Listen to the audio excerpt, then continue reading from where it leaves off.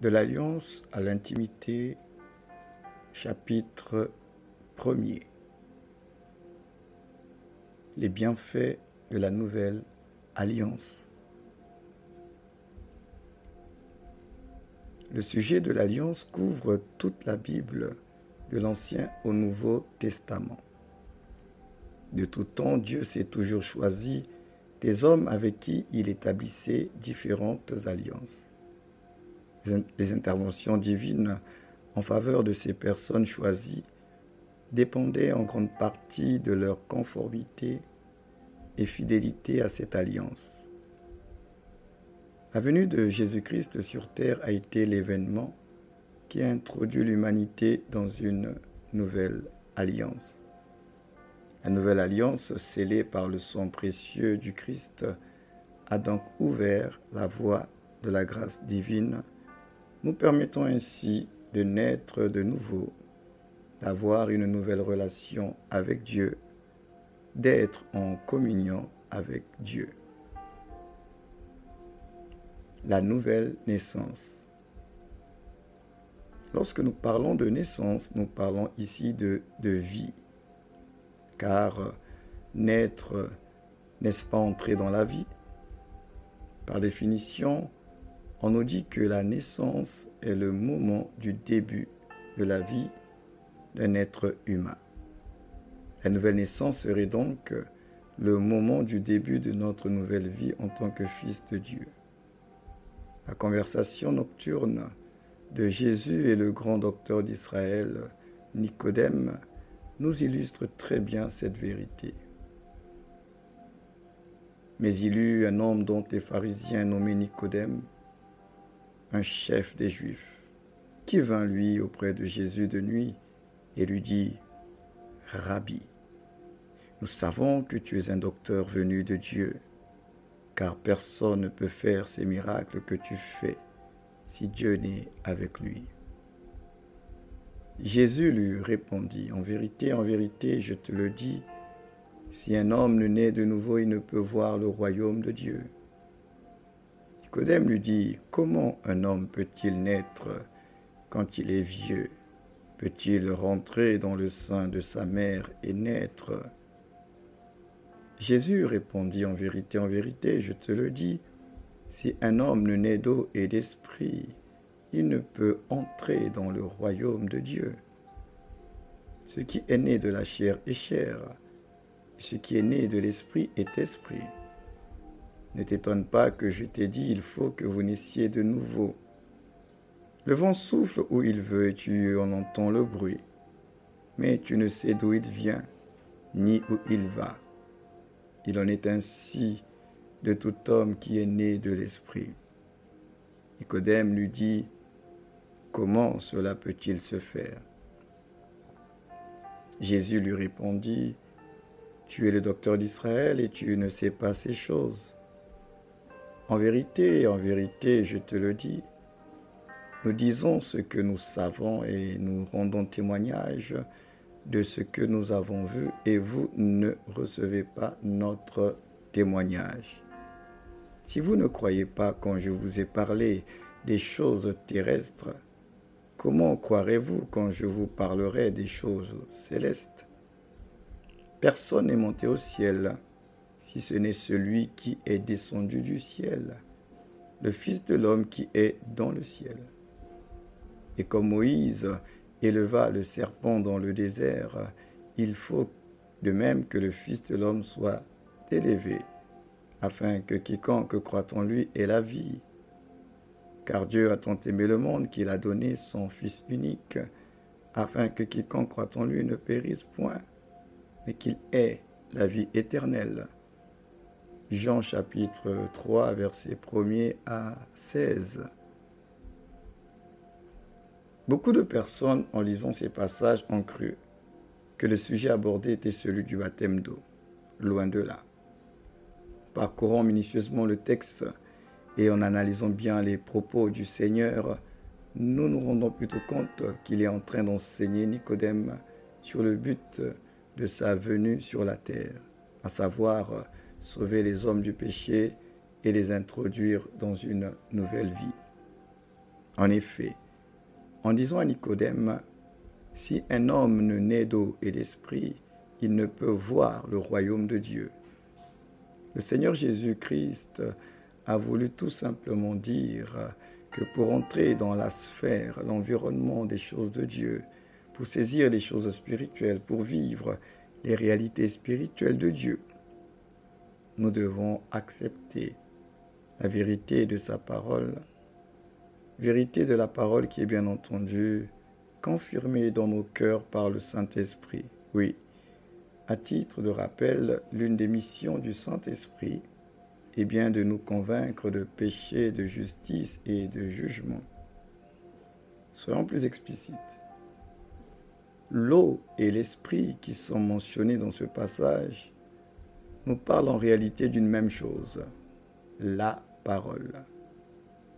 Jésus n'a-t-il pas dit dans Jean 6, verset 63, « Les paroles que je vous ai dites sont esprit et vie. » Également dans Jean 4, versets 13 à 14, il déclare, « Quiconque boit de cette eau-ci aura encore soif, mais celui qui boira de l'eau que je lui donnerai n'aura plus jamais soif. Au contraire, l'eau que je lui donnerai deviendra en lui une source jaillissant en vie éternelle. » Mes amis, l'eau que Jésus nous donne aujourd'hui, c'est sa parole. C'est par elle que tout se produit et se reproduit. Elle est la semence incorruptible de Dieu plantée en nous et elle est destinée à amener la vie divine, la vie Zoé, dans notre corps corruptible et mortel. En réalité, c'est bien plutôt au niveau de notre esprit que nous recevons cette vie Zoé, la vie de Dieu. Naître d'eau et d'esprit, c'est entrer dans la nouvelle vie que Dieu nous offre par Jésus-Christ, qui est la parole faite chair et qui est en même temps l'eau de vie. Oui, Jésus-Christ a affirmé lui-même dans Jean 14, verset 6, « Je suis le chemin, la vérité et la vie. » En fait, l'eau et l'esprit, c'est la parole de Dieu qui seule a la capacité de produire en nous la vie de Dieu et nous amener, si nous la pratiquons, à la ressemblance et à la stature parfaite de Christ. Quelle grâce, n'est-ce pas, de savoir qu'en Jésus-Christ, nous avons une nouvelle vie, la vie de Dieu appelée Zoé. Alléluia. Nous avons maintenant la vie pour vivre. Nous qui étions morts par nos offenses, séparés de Dieu et de sa communion. Dieu étant lui-même la vie, nous avons été séparés de lui à cause de notre nature adamique qui nous prédisposait à vivre loin de ses ordonnances et loin de ses lois divines. Nous étions rebelles à ses paroles et nous menions notre vie terrestre sans foi ni loi. Chacun suivait sa propre voie. Gloire à Dieu. Oui, gloire à Dieu qui a envoyé son Fils Jésus-Christ pour nous reconnecter à la source de vie, c'est-à-dire à Dieu lui-même. Les Écritures disent à ce sujet, selon 2 Corinthiens chapitre 5, verset 19, « Car Dieu était en Christ, réconciliant le monde avec lui-même en n'imputant point aux hommes leurs offenses. » La nouvelle naissance nous a introduits dans une nouvelle famille, la famille des fils et filles du royaume de Dieu. Par elle, nous revêtons une nouvelle nature, celle de Christ. Maintenant que nous sommes nés de nouveau, possédons la nature divine et nous sommes capables d'opérer dans la sphère spirituelle et faire venir le royaume, l'influence de Dieu sur la terre. Alléluia. La nouvelle relation. La nouvelle naissance nous a introduit ipso facto dans une nouvelle relation avec Dieu. Lorsqu'un enfant naît dans une famille, il bénéficie de la chaleur familiale et est entouré par un père, une mère, des frères et des sœurs, s'il y en a. Il devient un membre à part entière de cette famille et bénéficie de la sécurité, de la protection, de l'attention, de l'amour de ses parents et de ses frères, bien entendu, s'il y en a. Tous ces avantages sont liés au fait qu'il est leur enfant. Et contre eux, il y a ce qu'on appelle un lien de sang, un lien juridique, une relation. En fait, qu'est-ce qu'une relation à proprement dite? Par définition, le mot relation veut dire lien, liaison, contact, rapport entre des choses ou des personnes. La nouvelle naissance a permis à tous ceux qui ont cru à la parole de Jésus d'être pleinement des enfants de Dieu. Dieu est maintenant le Père de tous ceux qui sont en Christ, de tous ceux qui sont nés d'eau et d'esprit.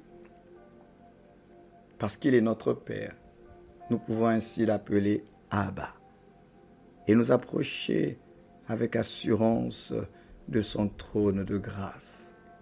Oui, le baptême d'eau est une ordonnance du Seigneur où nous témoignons publiquement notre foi et notre appartenance au Christ mort et ressuscité. La communion. En Christ Jésus, nous sommes maintenant des fils de Dieu et avons part à l'héritage des fils et filles d'Abraham, c'est-à-dire des hommes et des femmes qui ont manifesté dans leur vie la même foi que le patriarche, des hommes et des femmes qui ont cru sans avoir vu. Dorénavant, nous avons accès avec assurance à la sainte, merveilleuse et mystérieuse communion avec Dieu. Cette réalité a été prophétiquement accomplie à la 9e heure, lorsque le Christ agonisait et portait nos péchés au calvaire. La Bible nous dit qu'à ce moment, le voile du temple se déchira. Le voile déchiré annonçait donc un message divin très clair. En Christ, il n'y a plus de séparation entre Dieu et les hommes. Depuis que le voile s'est déchiré, quiconque peut, à compter de ce jour, entrer en communion avec Dieu, sans protocole et sans faire partie d'une classe sociale spéciale appelée la classe des Lévites et des sacrificateurs. Nous reviendrons beaucoup plus en détail sur ce sujet dans les futurs chapitres de ce livre. Mais au juste, qu'est-ce que la communion? La communion est une union de personnes qui partagent la même foi, les mêmes convictions. C'est ne faire qu'un avec la personne avec qui on est en relation. Vu sous cet angle, nous comprenons qu'il n'y a pas de communion véritable sans relation. Par contre, il peut y avoir une relation sans une communion. Nous ne pouvons donc pas parler de communion sans être en parfait accord. En effet, deux êtres qui ne s'accordent pas ne peuvent pas être unis. Le principe de l'unité étant celui de l'accord, il faut donc que les personnes désireuses d'être en communion puissent s'accorder, parler le même langage et avoir les mêmes convictions en mettant de côté toutes leurs différences. La communion est un bienfait de la nouvelle alliance que Jésus-Christ est venu sceller à travers son sang qu'il a versé sur la croix de Golgotha. Comprendre les exigences de la communion nous permettra de mieux cerner notre sujet sur la présence de Dieu que nous développerons dans les chapitres suivants. Il est bon de savoir que la communion, rendue possible par notre nouvelle relation en Christ, nous a introduits dans deux grandes réalités spirituelles, la présence de Dieu et la communication avec Dieu. Alléluia.